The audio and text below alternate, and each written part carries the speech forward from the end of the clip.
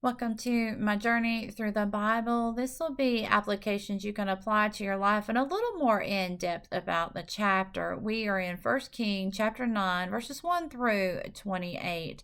Now, we see that God came to Solomon a second time. And God basically let him know what was going to happen if he obeyed him, the blessings he would get, but also if he disobeyed him, what curses would come his ways. Now, in every situation, it is good to know the pros and the cons. And we know that if we will obey God, then He will bless us. He will keep us safe and protect us, but we must stay close to God. We have free will.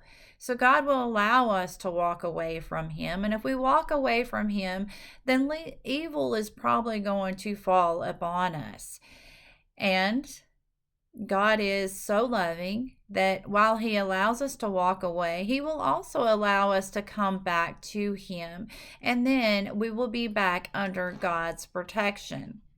Now, in doing so, we must leave this evil behind, our old life, the old wickedness, and we must learn to live the life that God has called for us to live within His standards and His laws and His statutes.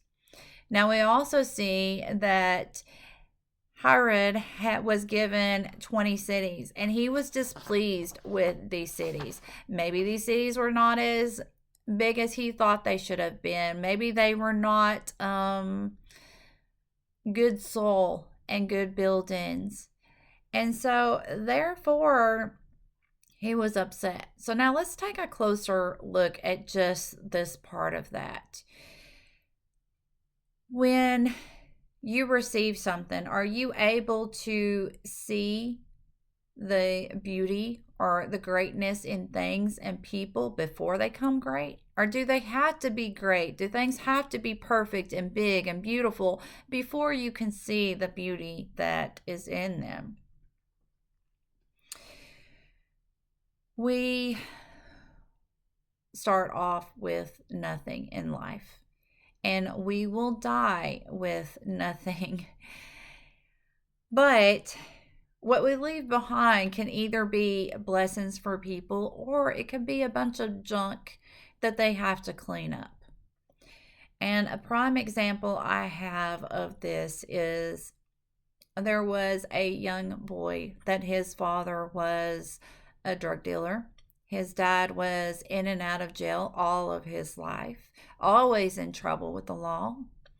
And so, as this young boy began to grow up and start to drive, when he was 16, was able to drive himself, and he would get pulled over for a tail light not working or for speeding. And as soon as they realized what his last name was and who his father was, they would have him come out of the car. They would search him, they would search his car. And this was all because of what his father had left as a legacy for him, basically, and not a very good one. So they figured the apple doesn't fall far from the tree. So if the dad was a drug dealer, this young boy must be a drug dealer. If the dad was a bad egg, this young boy must be a bad egg.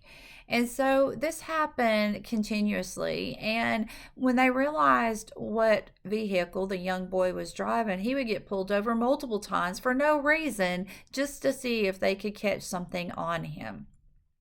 And then after a few years, there was a car accident that the young boy got killed in, and it was automatically redeemed his fault, even though there was no real investigation made on it. But again, it was because his dad had set up this reputation for him that he could not outlive. It followed him all of his life, even to the point of when he died, that the accident must be his fault, without really investigating or for the cops to do everything they should have.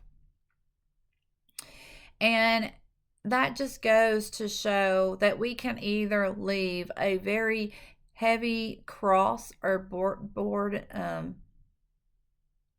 a very heavy cross or burden for our children to carry, or we can leave them with the blessings of the Lord and teach them God's laws and statutes and commandments, and the Lord will protect them and keep them safe and provide for them. May God be with you in everything and every way.